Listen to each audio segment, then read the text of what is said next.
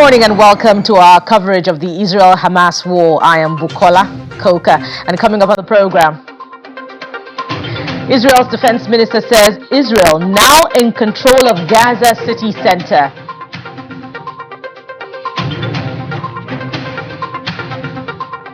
Israeli police collect evidence of October 7 Hamas onslaught for future prosecution.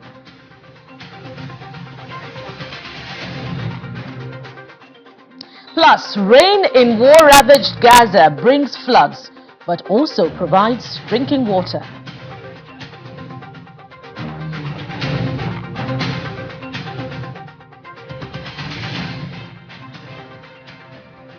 Thank you again for joining us. Israeli Defense Minister Yoav Gallant says Israel forces are now in control of the center of Gaza City, having defeated the Hamas Islamist group in the northern part of the Gaza Strip. Israeli forces have surrounded Gaza City's Al-Shifa hospital, which they claim sits on top of an underground headquarters of Hamas militants.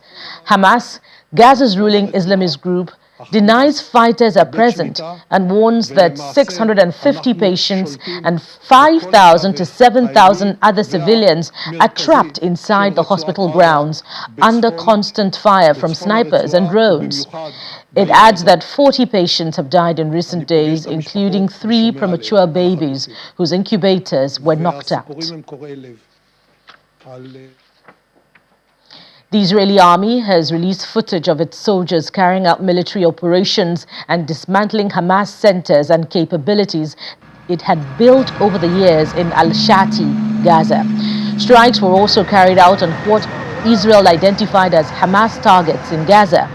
Another video released by the Israeli army shows its tanks and armored vehicles during a military operation in Al-Shati, which reportedly held a central Hamas center in the Gaza Strip.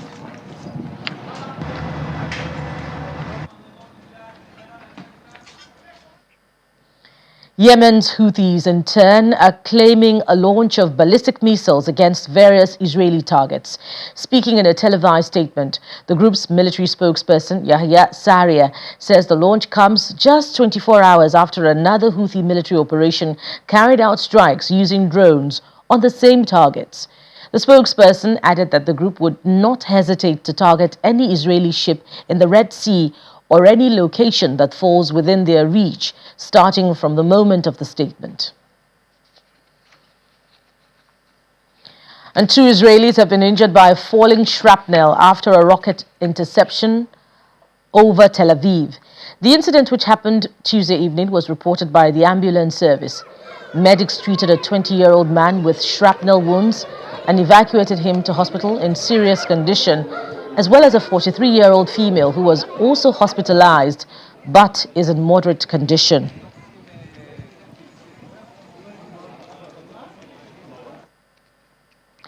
Israeli police say they are in the initial stages of an investigation into the crimes perpetrated by Hamas militants on October the 7th and 8th, and are in the midst of gathering evidence for any future prosecution of members of the Islamist group who were captured in Israel. Journalists were invited for a screening of visuals gathered from electronic cameras and phones used by Hamas gunmen during the attack on communities, army bases, and outdoor music festival. Police Chief Inspector General Yaakov Shabtai added that the militants had received clear instructions to kill and abduct people. Those terrorists know exactly what they are going to do. They know exactly that they are going to come into Israel to murder people, to kidnap people, to burn alive people, and to kill everybody that they see on their way. So they are murder who done a terrible thing that a human being can think about it. And we shall do whatever we can to get them and to make them pay for what they done. We are dedicating ourselves for the last month to collect evidence for all the atrocities and all the actions committed by Hamas in Israel on the 7th and 8th of October. As I mentioned before, we are gathering evidence First of all, against Hamas members who have been arrested here in Israel during their actions. Second of all, we are proving what happened in every establishment, in every kibbutz, in every army base, in order to provide the evidential ground, the evidential base for the future prosecution of the arrested Hamas members here in Israel. We don't focus on rumors, we don't focus on assumptions. We have to bring evidence. Bringing evidence when this is not a crime scene, it's a battle scene, it's much more complicated because there is the matter of time that passed since the actual actions until we could reach the bodies. Some of them were lying there for days. Second of all, the trauma for the victims, and it doesn't matter in that term if it's just violence, trying to murder them or trying to sexually abuse them. The trauma is huge, and for the victims, for now, we are only 1 month after the actions. It's still, for many of them, is very hard to express what they saw, what they experienced. It will take some time. We have other solid information about the crimes, including sexual assaults, either from eyewitnesses or either from forensics, which we are still examining, either from statements from other participants. The director of the Al-Rantisi Children's Hospital in Gaza is lamenting the facility has been evacuated and is now out of service. Dr. Mustafa Al-Khalot said the hospital had been besieged by Israeli tanks with power, water and oxygen all cut off, forcing the medical staff, patients and dozens of displaced families residing in the hospital to evacuate. Some patients had to be left behind in intensive care units during the evacuation. He added, while many other patients were carried either by their families or by the medical staff, as ambulances could not reach the hospital.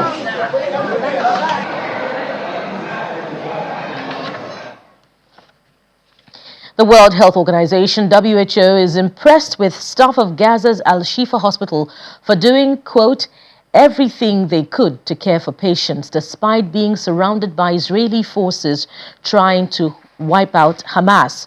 The hospital has ceased functioning normally since Israel began its offensive in Gaza following the deadly Hamas attack on southern Israel on October the 7th and has insufficient electricity, water and basic equipment. Israel, which rules out a ceasefire, saying it could enable Hamas to regroup, denies Al-Shifa is under siege and says its forces allow routes for those inside to exit. Medics and officials inside the hospital deny this. We've had 20 inpatient deaths reported in the last 48 hours. Now, the numbers I have are very fluid, so, the situation may indeed be much worse. We know also that there's not enough food, that the staff are struggling to get any clean water because their water tanks were destroyed, but they are still doing everything they can to keep providing medical care for the desperately ill patients they have. So we actually still describe Al-Shifa as a functioning hospital because of the heroic efforts the staff are making. Everyone in that hospital is in a really, really dire situation. All their lives are so threatened. So we as the world have to find a way to help them. The best way would be to stop the hostilities right now, focus on saving lives, not taking lives. It is currently the largest number of attacks in such a short period. And I hope, I don't want to talk about records, but I hope this is the worst we ever see, because what we are also seeing is an increasing trend of many attacks on healthcare. We've seen this in Sudan, we've seen this in Ukraine. It seems to be that somehow the understanding that a hospital must be a safe haven, a place where people come to be cured, to be treated when they are in trouble, when they are in need, it has been forgotten. And there seems to be a trend to want to turn them into places of death, despair, and danger, which should never happen. And for the Palestinians in war-ravaged Gaza, the start of the rainy season has brought some distress. Displaced people living in makeshift tents now have more worries of cold, weather and flooding tents. But some are gathering and drinking the rainwater. At the makeshift camp by the Shuhada Al-Quds hospital in Deir al-Bala, displaced people cover their water-seeping tents with plastic sheets, trying to limit the damage as much as possible. In an attempt to avoid getting wet, Mohammed Shaheen says she moved a car tire to the center of the tent and sat on it with a blanket holding her two girls in her lap all night. But despite all the difficulties, some of those displaced have found the rain a blessing after living for weeks with rationed drinking water.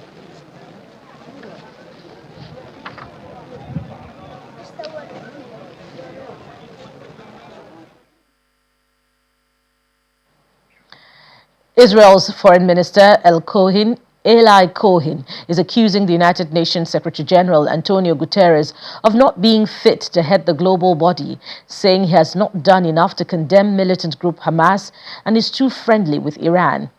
His comments made at a news conference inside the UN building in Geneva is another of Israel's criticisms of the global body in the same week that the latter mourned the killing of more than 100 of its staff in Gaza. Cohen was speaking at a press conference in Geneva where he is meeting with the World Health Organization and the International Committee of the Red Cross ICRC alongside families of Israeli hostages. Guterres has previously said there was something wrong with Israel's military operation, which has killed thousands so far in retaliation for attacks by Hamas on October the 7th.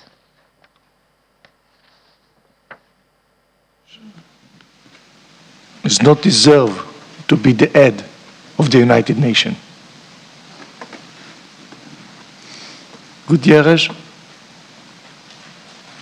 did not promote any peace process in the region.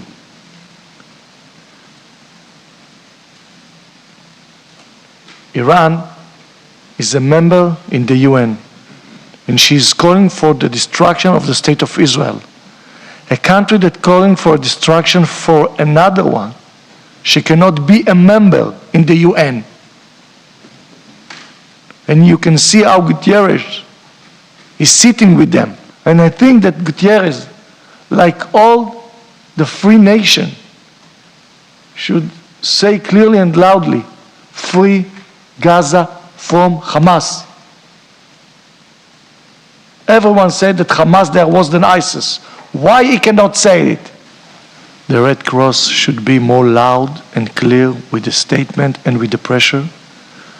We don't ask them to negotiate in regard of the releasing of the hostages. This is our work and we are doing it through our allies.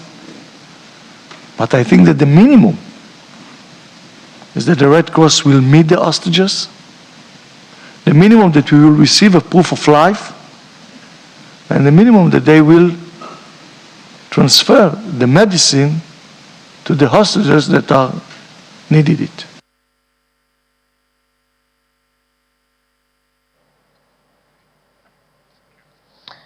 And joining us now is expert on international relations theory at the Lagos State University, Dr. Daa Thomas. He's speaking to us virtually from Lagos. Thank you for joining us, Dr. Thomas. Yeah, good morning. Okay. So let's start with, what seems to be the big story from our bulletin today, and which is Israel saying that it is now in control of the center of the Gaza city, having defeated Hamas in the north of Gaza Strip. And this follows yesterday's report about Hamas offering to release 70 hostages to Israel in exchange for a total ceasefire. Does this again present hopes that we're perhaps nearing the end of this war? Well, I don't think so for now, until everything is achieved. There may be so many convergent interests that will invariably result in a positive outcome. So now the signals are still not there in view of what is on ground. The operations going on now do not give anyone the hope. We don't know what is going on at the background. We don't know what they are trying. What kind of paperwork is going on for the release of the hostages. But what we see on the field, what we see at at the center, where the operations are going on and where the war is. Those are the things we are going to use to determine whether this will be achieved at the end of the day. And we do not know yet whether Hamas is ready and convinced that once the hostages are released, Israel is going to abide by whatever demands or whatever resolutions have been they have signed and undertaken for. So for now, let's keep our fingers crossed until we are able to see everything in totality at the operation level, at the war front, and also at the diplomatic level. What would be the clear signal amid this fighting for you that would signal the end of this war? It is only when there is ceasefire, complete ceasefire. Forces are not convincing enough. Forces are not convincing because forces mean that that Israel can still go back at any point in time. It can be 2 hours pause. It can be 5-hour pause.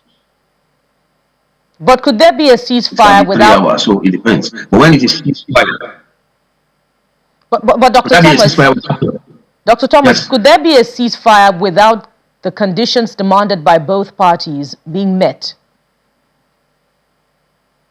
Well, there can be ceasefire, but all the conditions have to be met by the various parties, by the two parties, so to speak. Now, Israel is saying, okay, we want all the hostages released. Hamas is saying that, well, they want all the prisoners released. So we do not know yet whether whether Israel is ready to release all the prisoners of war. All the prisoners of war, because the condition of Israel, the condition given by Israel is that all the hostages, not this piecemeal release, all the hostages have to be released. So whether Israel is ready to do a kind of commensurate release of all the prisoners of war is yet to be determined, because I have not read any report in that direction that Israel is ready to release all the prisoners of war. And possibly, again, we do not know yet whether Israel is ready to be given condition. We don't know yet whether they are ready to be given condition, because they are saying that the release of hostages, they are the people giving that everything has to be unconditional. The release of hostages has to be unconditional. So whether they have toned down their own position now, I don't think so. I have not heard where they have made any promise to that effect that they are ready to meet Hamas condition on the release of all the prisoners of war. Now, Dr. Thomas, let's talk about the implications of Israel's style of the prosecution of this war within the context of international law. Israeli ambassador to the United Kingdom was seen and heard on international media answering questions on this, and she said Israel is in the right as long as it can prove that it is only targeting military installations in Gaza, and there are, according to her, quite a number of military installations in Gaza. But rarely, amid this war, thousands of civilians have died. And according to the Palestinian Ministry of Health, more than 11,000 civilians have died, 40% being children. Can Israel really say that it's within the confines of international law, giving this quantum of casualty? Well, for now, as long as they are showing evidence and proof of Hamas's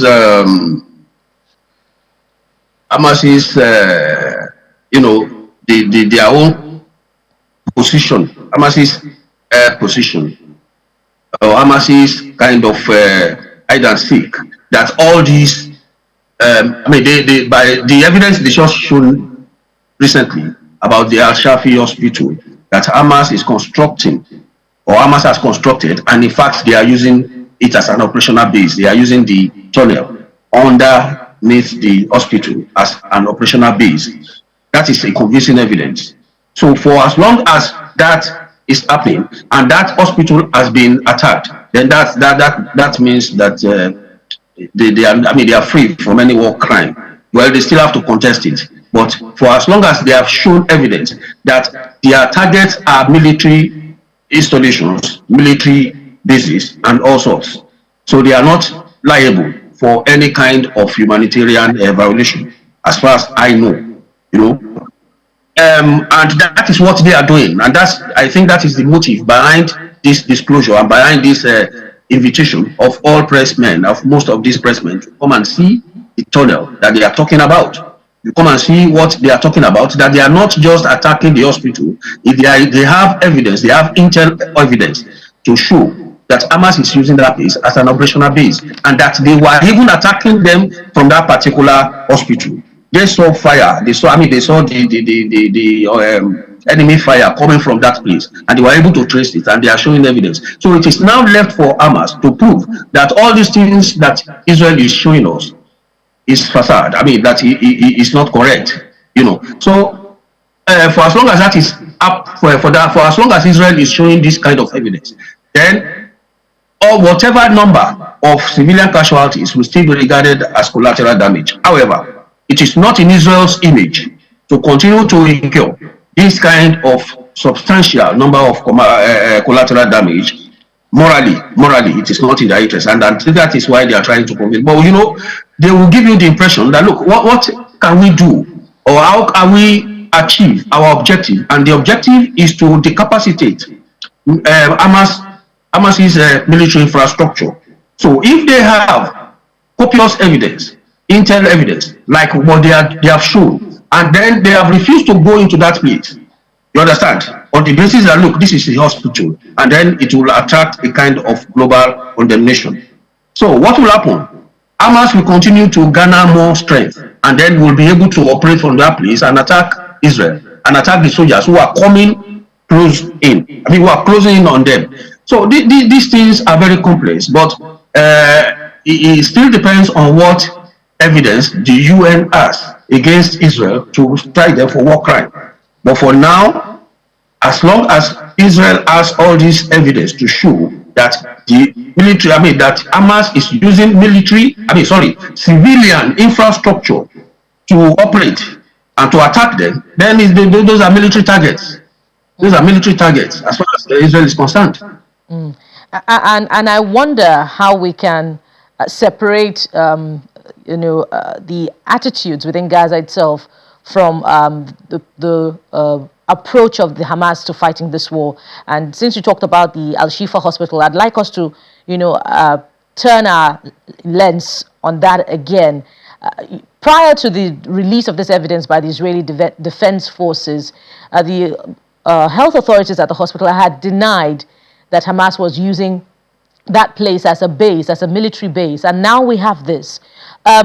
Is this evidence of the authorities' complicity in the Hamas's approach to fighting this war? Can you say that in spite of this discovery, that the authorities at the Al-Shifa hospital had no idea that there were military tunnels built by the Hamas military wing underneath the hospital? You see, modern warfare is now based on technology. 2 times now, Israel has been able to convince the world that, look, this did not happen. We did not do this. The first one was when a rocket was fired, and then it landed in the hospital. And then they were able to show the world that, look, this rocket came from this place. This is how it happened. This is how it happened. And everybody saw the evidence. And Hamas was able to decide. Hamas became silent because they know that, look, only the kind of warfare that you are fighting maybe in the 40s, in the 20s, in 1914 to in 1918, 1939 to 45, that you can be talking about propaganda. It's about technology now. So that was the first one, that something happened. I mean, the rocket fell on the hospital, and then everybody started condemning Israel, thinking that it was Israel that fired the rocket. But they were able to trace it to the source. That's the first one. The second one is this. So Hamas is fighting a lost battle, and it is going to be very difficult. And I want to believe that, that's my problem. The problem is, I say, it's very complex for the civilians or the civilian staff in the hospital to contradict what Hamas is saying or to speak against Hamas' position. Why? Because Hamas is the government. Hamas is the government. And that's why I don't believe that terrorist organizations should run government in anywhere, because there can be no development. You can see what is going on in West Bank. They have sanity. They have development. They are making peace. Yes, it's not that we don't have skirmishes or skirmishes of warfare or whatever, but it's not at this level again. Now, what you have in Yemen is because the Houthi rebels are also ruling. The Houthi rebels are also ruling the government. That's why you hardly see it's one of the poorest nations in the world. Then you cannot talk about Afghanistan again because you have the Taliban there. You understand? So anywhere where you have the rebels ruling, you can see, even though Hezbollah completely is not in the control of Lebanon, you can see what is still happening. They still have problem controlling them. So where you have rebels ruling, they are not trained to rule. They don't have the capacity to rule. So, and that is why it is very difficult for the civilian staff operating within Gaza, operating the civilian structure or the civilian institutions in Gaza, not to cooperate with Hamas. So they are losing credibility gradually because this is the second time. So by the time they do the third time, even the entire world will believe that, look, all these things are smoke screen. They are not. They are not true, because Israel is fighting a very serious technological warfare, and they are compiling. I mean, they are piling up the evidence to show that they are not guilty of war crime. So by the end of the day, by the time they finish, but as I've said earlier, that it is in their own public image interest. It is in their own interest to always ensure that they provide some corridor for the civilians to either evacuate, and they said they are doing that they want to evacuate those who are in that hospital to a safer place, and then where they will be attended to, where they will be given medical attention. So they also have to demonstrate. I mean, Israel now, they also have to demonstrate substantially that they are also interested, or they have a way of ensuring that the civilians are well taken care of. They are not just being targeted, or they are not just being killed. Yes, there will be collateral damage, but by the time you are fighting, this is about maybe 1 month now, and then you are having 13,000, 14,000 casualties. It's going to affect your image. It's going to affect your public image. It's going to affect your moral image and everything. So they still have to do all these things, and they are showing evidence too that they are trying, and that's why you see them creating 5-hour humanitarian corridor for people to move to a safer place. Well, they said nowhere is safe in Gaza, but at least we can see that people are moving en masse from the part of the war to where they can be attended to and where they can receive relief materials. So it's going to be very. And even amid that, there are quite a number of complications that have emerged, in the past 1 week. But then again, Dr. Thomas, if Israel says that what it intends to do is to wipe out the military capability of Hamas, the Hamas structure itself, is it achievable? Because time again and again, Israel has had to fight this type of war in the Gaza Strip in the past. No, there is no way you can compare the previous wars they had with Hamas or they had with Gaza or PLO, I mean the Palestinian Authority, with what is happening now. Now, because we are talking of a kind of nostalgic Holocaust. So they came to attack them in their territory. And then not only that, not only did they attack, they also took hostages. So they see this as a kind of terrorist assault, terrorist attack. So the kind of response which they are going to give now will be more aggressive, more ruthless than whatever they must have. Because before, we are talking of maybe suicide bombers killing 6 Israelis, killing 10 Israelis, killing this. But now we are talking of you breaking the barrier, you entering into their territory, attacking them, killing them, and then even showing evidence by dragging dead bodies of Israelis around your streets, and then you are going in jubilation. So they see this, they regard this as a very serious attack on them, which they would reply ruthlessly. Now, is it possible for them to achieve the decapacitation of Hamas military infrastructure? Why not? It's possible because now, but they can achieve it. The only way is that they have to ensure that they do not have much collateral damage. But for as long as, because even some of the Gazans are happy that, look, not happy generally, but happy to the fact that, look, they want Hamas removed because they can see what is going on in the West Bank. They can see what Mahmoud Abbas is doing in West Bank, and they can see the kind of peace, relative peace, which they are enjoying in West Bank. But being ruled by Hamas is like a cost to them, and they too also want Hamas removed from power. You understand? If they are going to talk, you know that they don't want Hamas in power because they are not even ruling them at all. They are not even doing the kind of things they should be doing, and that is why, because they left the business of government to go and do attack for no reason, no justification. Israel did not do anything to them. So they left the business of governance and they now went to attack Israel. And that's why they are having this kind of problem. So they are bringing all sorts of atrocities, all sorts of problems to the Gazans. And then one way or the other, the Gazans want them out of power, So these people, they are jacked to power. Dr. Thomas, Dr. Thomas, when you say that, then I'm tempted to ask, that if they are rejoicing over what's happening in the West Bank, why is it not in the same breath over what's happening in Gaza? Because what the Israelis would say is that after the October 7 attack, there was quite a lot of rejoicing in the Gaza Strip by Palestinians over the killing of civilians in Israel. They possibly never conceptualized, or they never had expected this kind of response. It's a psychological thing. Whether they like Hamas or they don't like Hamas, anything that happens to Israel negatively will definitely trigger off a kind of rejoice by Palestinians generally. However, having seen the repercussions now, emotionally, psychologically, they will now feel, at the end of the day, in retrospect, they will now be thinking, why did we attack them? Why did we attack them? Because they never expected it. Possibly Israel has never attacked them.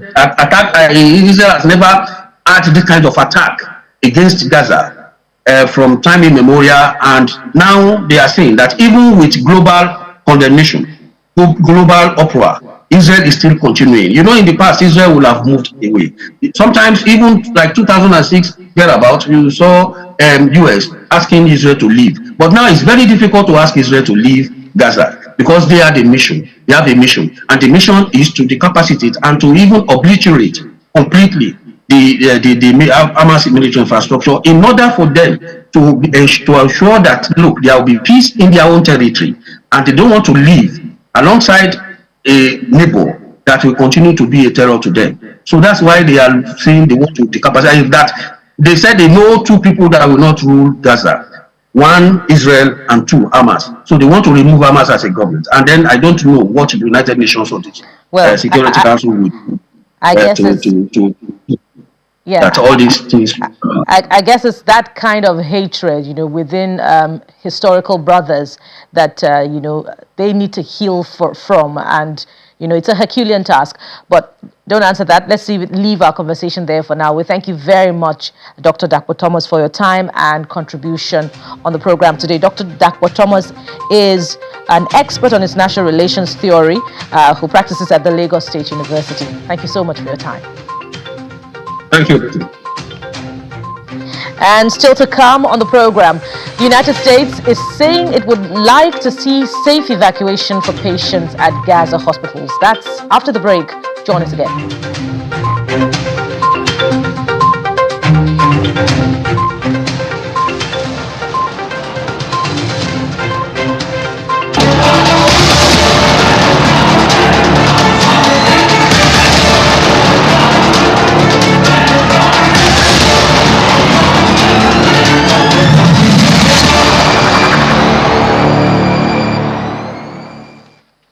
Welcome back. The United States is saying it would like to see safe evacuation for patients at Gaza hospitals to get out of harm's way. Addressing a news briefing, U.S. State Department spokesperson Matthew Miller added that the U.S. will support any independent third party to conduct the evacuations. Hospitals to be protected. We don't want to see any civilians, and certainly not babies in incubators or other vulnerable populations caught in a crossfire. We want Hamas to stop using hospitals as a command post. That would be the easiest way to solve this problem, if they would stop using the civilians that are in hospitals as humanitarian shields. But then I would also say that we want there to be safe evacuation for patients at hospitals so they can get out of harm's way. We would support an independent third party or respected third party to conduct those evacuations. We know the government of Israel would support such a step as well. They have said that they would support such a step. The question is, will Hamas allow patients to be evacuated from hospitals, or will they continue to use them as human shields? We think an appropriate step would be to support those evacuations so babies and other vulnerable populations are not in harm's way. The Secretary has made very clear that we condemn extremist violence and harassment against Palestinians. He had a very direct conversation with the Prime Minister about it. What he said to the Prime Minister and other members of the Israeli War Cabinet is that the extremist violence against settlers is unacceptable, that we think the government needs to do more to rein it in, and they need to do more to hold people accountable, and we will be watching to see what steps they take. There are now over 600 American citizens and lawful permanent residents and their family members who have departed Gaza through Rafah Gate. There are a little under 1,000 that we know of that are left now, whose departure we hope to facilitate over the coming days should they wish to depart. And of course, you will continue to work to try and prevent the conflict from spreading, which has been one of our top objectives from the outset. And still in the U.S., President Joe Biden is engaged in daily discussions to secure the release of hostages being held by Hamas and believes it will happen soon. Although he said these negotiations take place every day, he did not share details. Only 4 hostages have been released to date. Yes, I can. I've been talking with the people involved every single day. I believe it's going to happen, but I don't want to get into detail. What's your message for the families? Hang in there, we're coming. Will you sign the CR? Mr. President, there's a report reporting that Israel-Hamas are close to a deal for the release of 70 of the hostages. Is there anything you can add to that? No, thank you.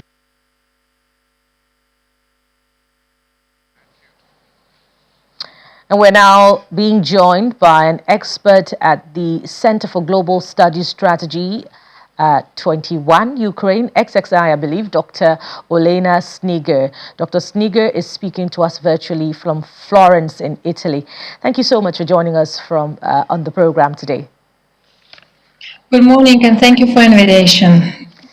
Let's start with what seems to be a brewing tension between global leaders, international space, arising from this conflict, this age-long conflict between Israel and Hamas in the Gaza Strip. Speaking specifically for starters with the criticism by the Israeli foreign minister against the United Nations Secretary General, Mr. Antonio Guterres, saying that he is friendly, discomfortingly, with Iran. And on the other hand, in London, between the Prime Minister and one of the cabinet ministers that was sacked recently over her comments about the style of handling of the protests. What are the implications of these tension brewing, particularly for this war and on a larger scale, because Israelis and Palestinians live everywhere in the world? Yeah, you're absolutely right that the tension is growing, and what we also see now is that that positions of radical and more moderate actors are now approaching each other. So these conflicts, the war, Russian war with Ukraine and Israeli war with Hamas, radicalized the international community globally, and we hear more and more strong and more radical positions from different actors.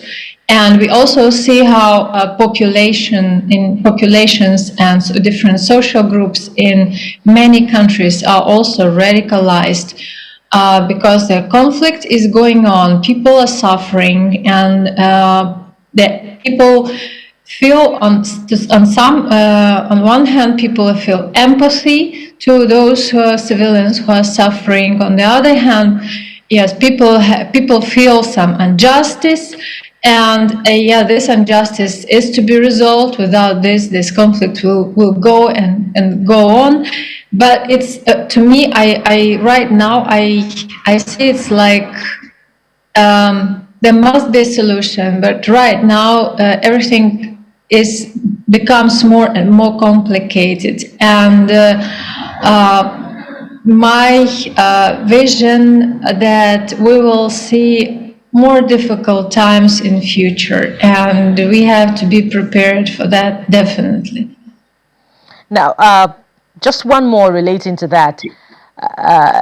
Every other day, particularly since Israel began its offensive against military targets in the Gaza Strip, it has faced pressure from the international community to cease fire.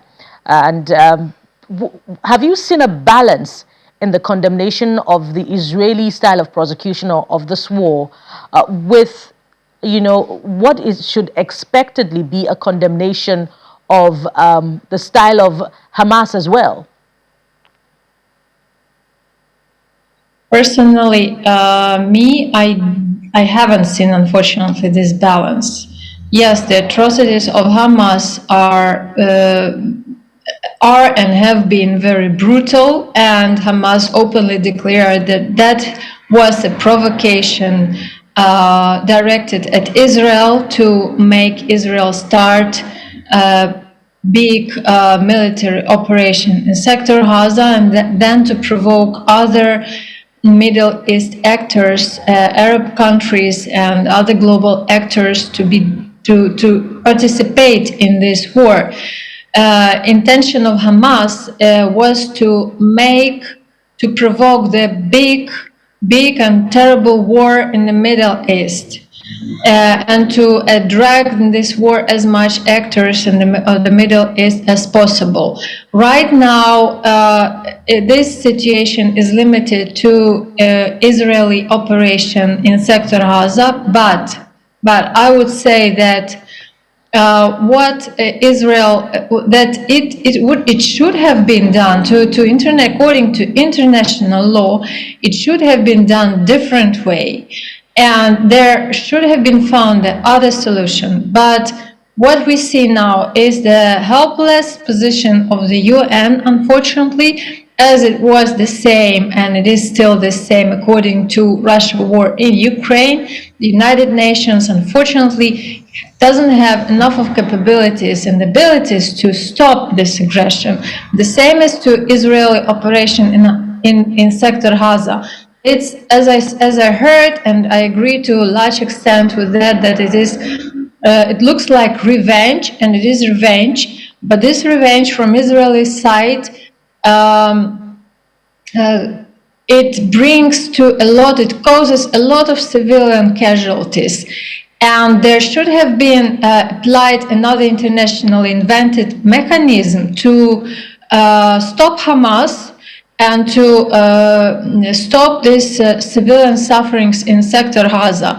And what is even more important, that if you look in future, and we hear all these stories and all these talks about evacuation of civilians from Sector Gaza, from the western bank of the river. So what will be in future? Will the civilians be able to come back after the war stops, or will they live forever and these lands will be occupied by Israel government?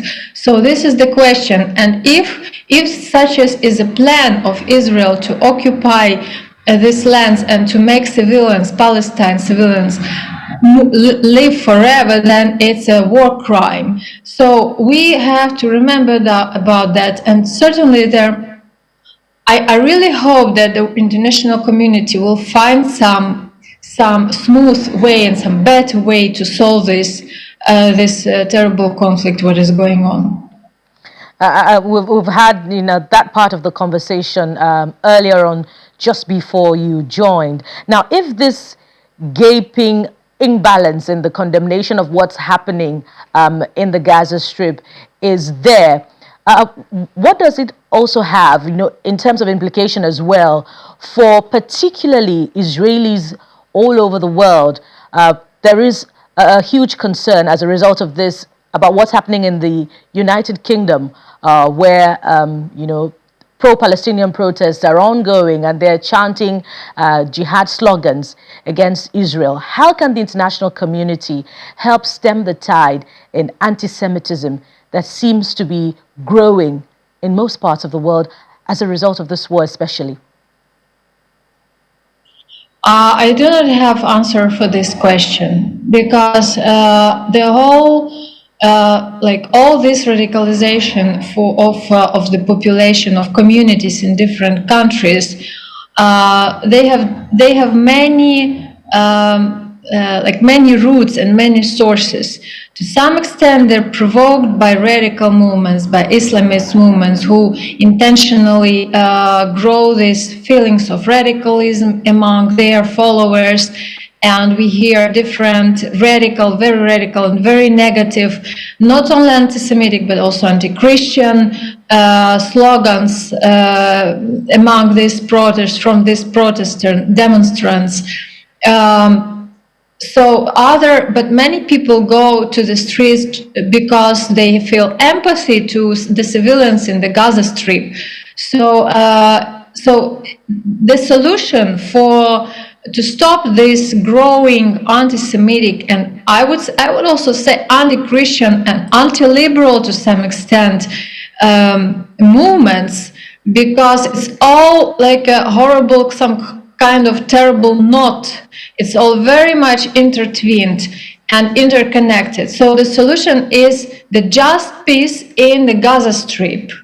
But it is very difficult to achieve it, obviously. So, but yes, the solution is there. There must be not just peace and the next occupation and injustice for Palestine people, but also but there must be just peace in the Gaza Strip, because all this. Most people, they react to injustice, but not to some provocations. Well, so many other questions brewing from there, but we'll have to leave it there for now. I want to thank you very much, Ms.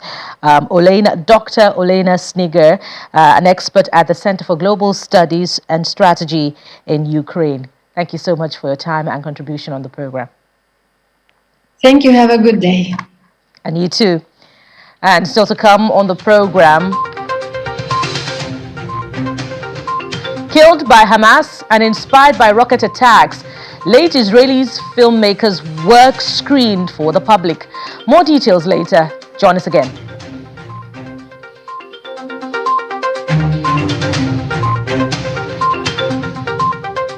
Just